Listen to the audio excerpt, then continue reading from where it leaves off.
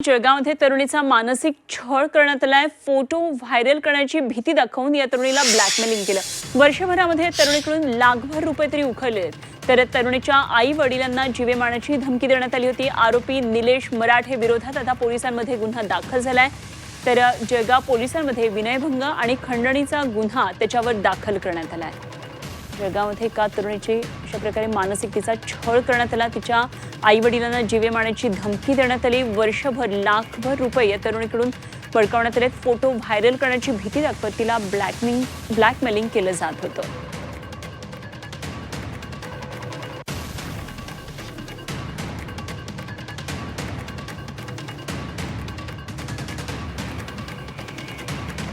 जळगावमधली घटना आहे का तरुणीला कशा मानसिकतेचा छळ केला जात होता। तिचे फोटो व्हायरल करण्याची भीती दाखवली जात होती आणि तिच्याकडून लाखभर रुपये उकळले।